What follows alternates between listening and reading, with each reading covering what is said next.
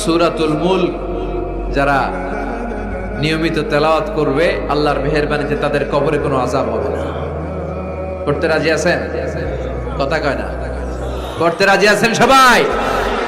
বিষ্ণুই বললেন এখানেই শেষ নয়, আরো আছে। শাফাআত লি সাহিবিহা, এই সূরাটা কিয়ামতের দিন এই সূরা যে তেলাওয়াত করবে তার পক্ষে সুপারিশ করবে।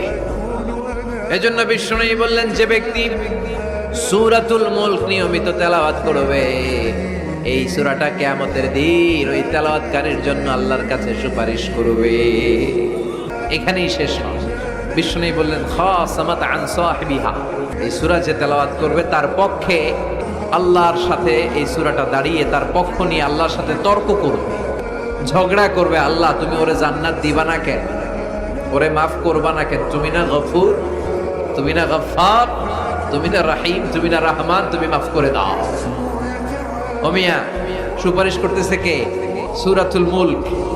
সুবহানাল্লাহ কইবেন না? কতক্ষণ এই তর্ক আল্লাহর সাথে সে চালাবে? হাত্তা আদখালাহুল্লাহুল জান্নাহ, যতক্ষণ না আল্লাহ তার জান্নাতে না ঢুকায়। এখানেই শেষ নয়। বিষ্ণু বললেন মান কারাআ বিহা ফি লাইলাতিন ফাকাদ আকসারা ওয়া আতাবা, রাত্রি বেলায় যে এই সূরাটা তেলাওয়াত করবে পুরো রাতটাকে বরকতময় করে দিবে কে? এজন্য বিশ্বনবী বলেন আমি চাই আমার সব উম্মত এই সূরাটা মুখস্থ করে নেক। আমার চাই আমার ছোট বড় আবাল বৃদ্ধ বনিতা সব উম্মতের হৃদয়ের মধ্যে এই সূরাটা গাঁথা থাকে, মুখস্থ থাকে, হিফজ করা থাকে। আমরা বিশ্বনবীর উম্মত না? কথা কর। নবীর এই আশাটা আমাদের পালন করার দরকার আছে না নাই? আমরা কি পারি না এই সূরাটা মুখস্থ করে রাখতে? মাত্র 30 আয়াত, প্রতি মাসে কয়দিন?